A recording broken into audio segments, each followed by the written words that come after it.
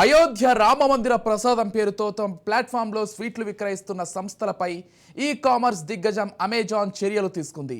విక్రయదారుల sales ఆప్షన్ను తొలగించింది. అమెజాన్లో కొందరు వ్యాపారులు శ్రీరామ్ మందిర్ అయోధ్య ప్రసాదం పేరుతో స్వీట్లు విక్రయిస్తూ వినియోగదారులను మోసం చేస్తున్న విషయం తమ దృష్టికి రావడంతో వినియోగదారుల హక్కుల పరిరక్షణ సంస్థ సెంట్రల్ కస్టమర్ ప్రొటెక్షన్ అథారిటీ అమెజాన్కు నోటీసులు పంపింది.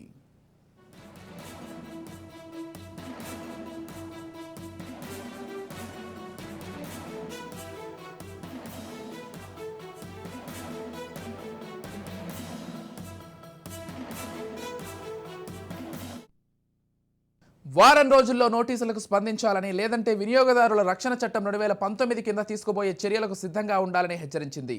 ఈ నోటీసులపై అమెజాన్ స్పందించింది. సిసిపిఏ నుంచి నోటీసులు అందాయని, ఆయా సెల్లర్లపై తమ విధానాలకు అనుగుణంగా చర్యలు తీసుకుంటామని అమెజాన్ అధికార ప్రతినిధి తెలిపారు.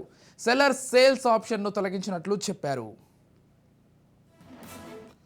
మొత్తంగా ఇదే అంశానికి సంబంధించి పూర్తి డీటెయిల్స్ అందించడానికి మా ప్రతినిధి ఇన్నారెడ్డి ఫోన్ ఇన్ ద్వారా సిద్ధంగా ఉన్నారు.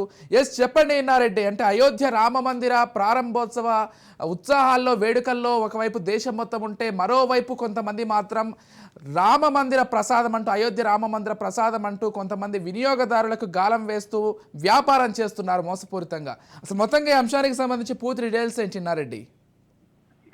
విజయ్, మనం గమనించవచ్చు, ఒకవైపున అయోధ్యకు సంబంధించి ప్రారంభోత్సవ ఉత్సవాలంటే ఏదో రకంగా జనాల్ని మోసం చేయాలని దీంట్లో మనం గమనిస్తే అయోధ్య ప్రసాదం పేరుతోటి మోసపూరిత విక్రయాలు విక్రయిస్తుందని ఇప్పటికే అమెజాన్ కు నోటీసులు జారీ చేసింది central consumer protection authority. So దీంట్లో కొంతమంది సెల్లర్స్ ఎలాంటి అథారిటీ లేని అయోధ్యకు సంబంధించిన ప్రసాదం పేరుతోటి అమ్మకాలు కొనసాగిస్తున్నట్టుగా వీళ్ళకు సమాచారం రావడం, దాని మీద కేసులు ముట్టడం జరిగింది. దీనికి సంబంధించి అయోధ్య రామ మందిరం సంబంధించిన ప్రసాదం సంబంధించిన వ్యవహారంలో ఎలాంటి క్లారిటీ లేదంటే అన్ని కూడా మోసపూరితమైన ప్రకటనలు, తర్వాత మోసపూరితంగా వాళ్ళు ఈ రకంగా అమెజాన్ బేస్ చేసుకుని చేస్తానని చెప్తని అథారిటీకి సమాచారం రావడం, వెంటనే అథారిటీ కూడా ఇమీడియట్ గా నోటీసు జారీ చేసింది.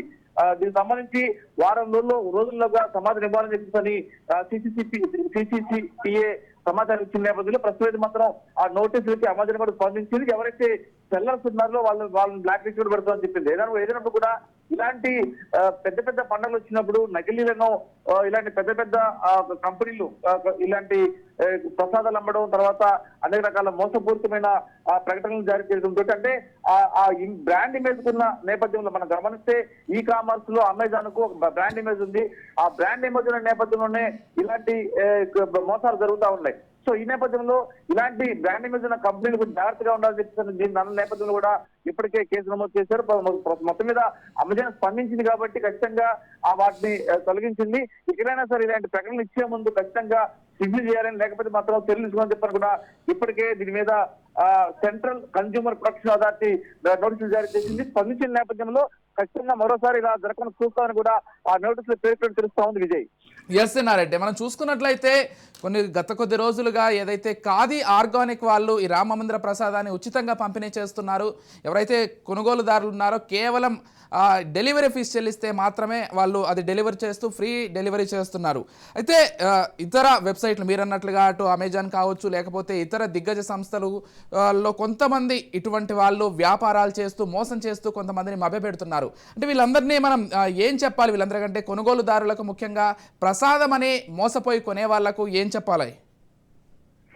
విజయ్, మనం గమనించవచ్చు, ఇలాంటి ప్రసాదం సంబంధించిన ప్రకటనలు వచ్చినప్పుడు దానికంటూ కూడా అథారిటీ ఉంటుంది, దానికి సంబంధించిన వెబ్సైట్ ఉంటుంది, అలానే గవర్నమెంట్ ఐడెంటిఫికేషన్ కూడా ఉంటుంది.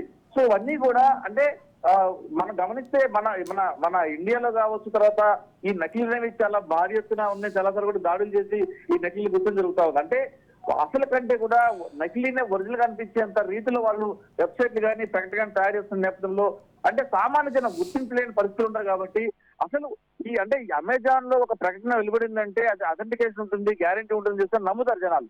సో మొట్టమొదటిగా ఇలాంటి ప్రకటనదారుల మీద చెల్లిస్తున్న ముందు అమెజాన్ లాంటి ఈ వెబ్సైట్ నిర్వాహకులు ఖచ్చితంగా ఏదైనా సరే ఒక పోస్ట్, అంటే ఒక ఏదైనా ఒక అమ్మగారికి సంబంధించిన సేల్స్ మొదలుపెట్టినప్పుడు, అలానే అయోధ్యకు సంబంధించిన ఒక మతపరమైన అంశాలకు సంబంధించిన ప్రసాదాలను పోస్ట్ చేసినప్పుడు ముందుగానే స్క్రూటినీ చేసి దాన్ని పోస్ట్ చేయాల్సిన అవసరం ఉంది. కాకపోతే ఇది అమెరికన్ కంపెనీ కాబట్టి దేనికి ప్రయారిటీ ఉంది, దేనికి ప్రయారిటీ లేదు వాళ్ళకి తెలిసే పరిస్థితి లేదు. సో ఇలాంటి పరిస్థితుల్లో ఇలాంటి కంపెనీలు ఖచ్చితంగా లోకల్ గా ఉండే కొంతమంది తోటి అంటే ఈ యొక్క ప్రయారిటీ ఏమైతే ఈ ప్రకటనలకు సంబంధించిన ప్రయారిటీ అనేది గుర్తించిన తర్వాత వాళ్ళు పోస్ట్ చేయాల్సిన అవసరం ఉంది. ఏదైనా కూడా ఇలాంటి వాటి పట్ల ఖచ్చితంగా రాబోయే రోజుల్లో కనుక జాగ్రత్తగా ఉండకపోతే మరిన్ని ప్రమాదాలు నకిలీలతో అవకాశం కనిపిస్తా ఉంది. అంటే ఈ అయోధ్య అనేది పెద్ద ఇష్యూ కాబట్టి దాన్ని బేస్ చేసుకుని ఇప్పటికే నకిలీ వెబ్సైట్స్ వచ్చినాయి. ఇప్పుడు డైరెక్ట్ గా అమెజాన్ బేస్ చేసుకుని నకిలీ ప్రసాదాలు రావడం అనేది మాత్రం నిజంగా ఆందోళనకరమైన విషయం చెప్పుకోవచ్చు విజయ్.